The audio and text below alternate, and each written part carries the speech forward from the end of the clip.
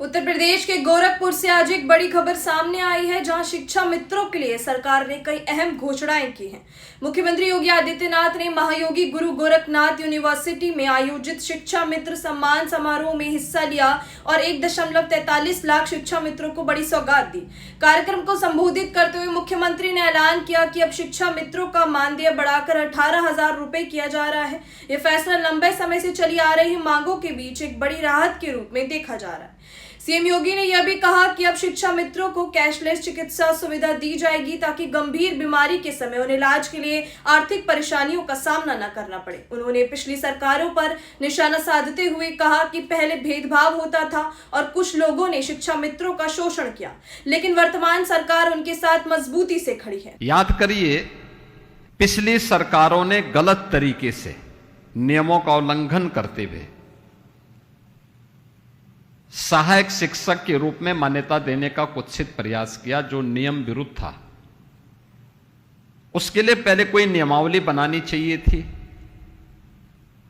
प्रावधान नियुक्ति के पहले होना चाहिए था।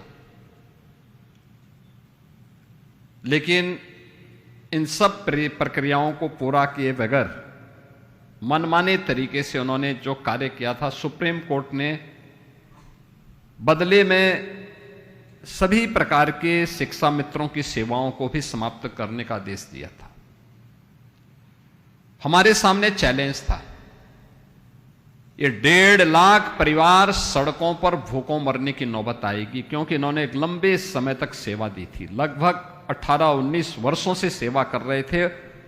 उम्र के इस पड़ाव में ये कहां जाएंगे? और उस समय मेरे साथ डिप्टी सीएम के रूप में डिप्टी सीएम थे डॉक्टर दिनेश शर्मा जी। उन्होंने मुझसे कहा कि ये बड़ा संकट होगा, क्या किया जा सकता। हमारे मंत्रिमंडल ने तय किया कि हम इनकी सेवाएं समाप्त न करके इनका सहयोग लेंगे, और उनका जो 3,500 रुपये का मानदेय था, इसको बढ़ा करके हम 10,000 रुपया करेंगे।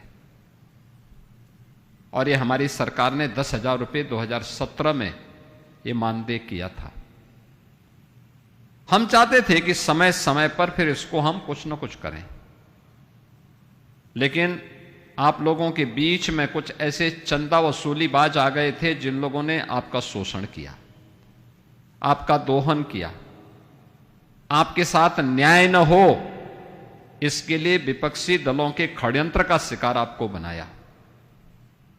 और जब सच्चाई आप सबको समझ में आई, तो सरकार तो पहले से तैयार बैठी थी कि हम आपको सहयोग करें।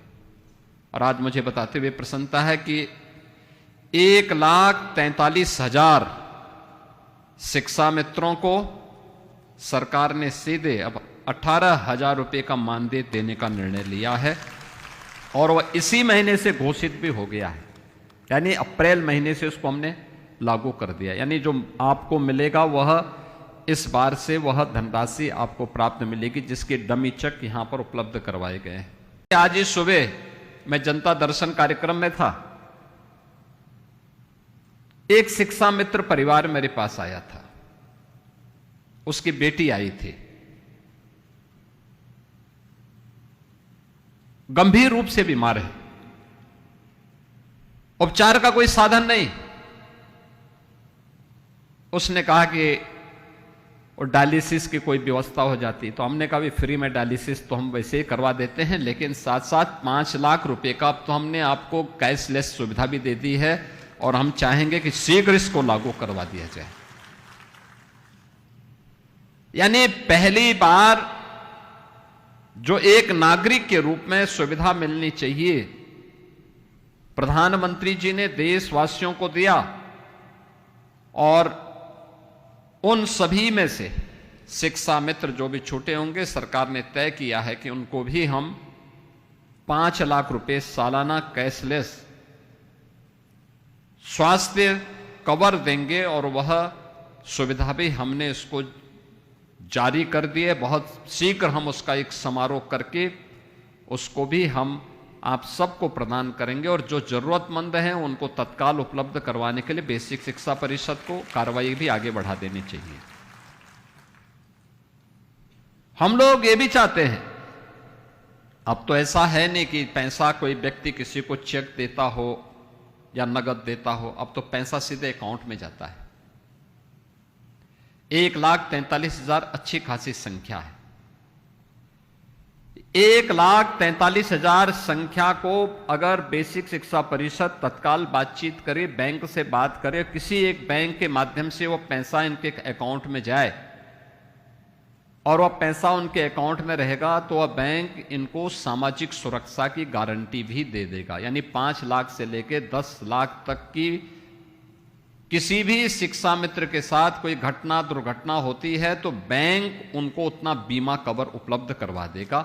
और यह व्यवस्था भी हमें अब इनके साथ करनी चाहिए। यह व्यवस्था बेसिक शिक्षा परिषद को तत्काल लागू करना चाहिए। यानी एक साथ 3 कवर। मानदेय आज आपका 18,000 आज से आपको मिलना प्रारंभ हो गया। कैशलेस की 5 लाख की सुविधा, और साथ साथ यह भी प्रक्रिया आगे बढ़ जाती है सोशल सिक्योरिटी की, तो वह कोई भी बैंक इसमें आपको ये सुरक्षा प्रदान करने को तैयार होगा। हम लोगों ने बहुत सारी संस्थाओं को उपलब्ध करवाया है। मुख्यमंत्री ने अपने संबोधन में यह भी कहा कि शिक्षक पर बच्चों के भविष्य की सबसे बड़ी जिम्मेदारी होती है और शिक्षा मित्र इस व्यवस्था की एक अहम कड़ी है। उन्होंने भरोसा दिलाया कि सरकार आगे भी शिक्षा मित्रों के हित में फैसले लेती रहेगी और उनके जीवन स्तर को बेहतर बनाने के लिए प्रतिबद्ध है। उत्तर प्रदेश को हम लोगों ने हर एक क्षेत्र में आगे बढ़ाया, लेकिन वो परिवर्तन दिखता है। ऑपरेशन कायाकल्प, आज विद्यालयों में आप जाइए, क्या परिणाम है। सिचुएशन का लक्ष्य विद्यालयों में बालक बालिकाओं के लिए टॉयलेट, पेयजल, विद्यालय की फ्लोरिंग, विद्यालय के फर्नीचर, विद्यालय का स्मार्ट क्लास। पहले क्या था, ये 30 से लेकर के 36% के बीच में था, और आज यानी पहले जो संख्या थी वह 30 से लेकर 36 के बीच में था। इसका मतलब 64 से लेकर के 70% बच्चे ऐसे होते थे जिनको स्कूल छोड़ना होता था। आज सिचुएशन का लक्ष्य हमारा 96 से लेकर के 99% तक पहुंच चुका है। इसका मतलब इन विद्यालयों में सभी प्रकार की सुविधाएं उपलब्ध करवाई गई हैं। और परिणाम क्या है, ड्रॉप आउट रेट 19% से घट करके 3% पे आया है। जो बच्चे असमय स्कूल छोड़ते थे, एक बच्चे का स्कूल छोड़ने का मतलब केवल स्कूल नहीं छोड़ता, एक बच्चे का स्कूल छोड़ने का मतलब राष्ट्रीय क्षति भी है, समाज की क्षति है। आप समाज को एक नकारात्मक सोच के साथ एक ऐसी बिना मांगे बिना ट्रेनिंग के ऐसी फौज के साथ झोंक दे रहे, ऐसे लोगों को दे रहे हैं जो किसी न किसी रूप में समाज के ऊपर बोझा बनने जा रहे हैं। उसका कारण कोई पूछता नहीं था, क्या कारण है, कोई नहीं पूछता था। यानी बालिकाएं स्कूल नहीं जा पा रही इसलिए क्योंकि वहां उनके लिए पेयजल नहीं है, उनके लिए टॉयलेट, सेपरेट टॉयलेट नहीं है, सुरक्षा की कोई व्यवस्था नहीं है। आप सोचो, आज के दिन पे 1,60,00,000 बच्चों को हम लोग 2 uniform, bag, books, shoes, socks, sweaters, ये सब उपलब्ध करवा रहे हैं, बुक्स उपलब्ध करवा रहे हैं। 2017 के पहले नहीं मिल पाता था, नहीं मिलता था। इतने बच्चों को दिया जा रहा है, पढ़ सकें। स्कूल चलो अभियान चल रहे हैं, हर बच्चे के मन में पढ़ने की एक तमन्ना हो, यह उसका अधिकार भी है। उसके अभिभावक की जिम्मेदारी बनती है, शिक्षक की भी जिम्मेदारी बनती है, और समाज की भी जिम्मेदारी बनती है कि हम इस राष्ट्रीय कार्य में हम भी सहयोग करें। और मुझे प्रसन्नता है, बेसिक शिक्षा परिषद में ड्रॉप आउट रेट को कम करने, ऑपरेशन कायाकल्प के माध्यम से देश के अंदर कुछ मॉडल देने, निपुण भारत अभियान के अंदर कुछ बेहतर करने का कार्य किया। कस्तूरबा गांधी विद्यालय में गरीब बच्चियां जहां पढ़ती थीं, गरीब परिवारों की बेटियां जहां पढ़ती थी, 8वीं तक थे, उन्हें 12वीं तक करने का कार्य किया। और इस बार तो यह भी तय किया गया कि जिन विकास खंडों में कस्तूरबा गांधी विद्यालय नहीं है, वहां पर बेटियों के लिए रेजिडेंशियल विद्यालय वहां पर भी बनेंगे, उस पर भी पैसा उपलब्ध करवाया गया है। पीएम श्री विद्यालय, अटल टिकरिंग लैब, सीएम कंपोजिट विद्यालय, अटल आवासीय विद्यालय एक मॉडल बन रहे हैं। ये प्रयास करने से होता है, प्रयास।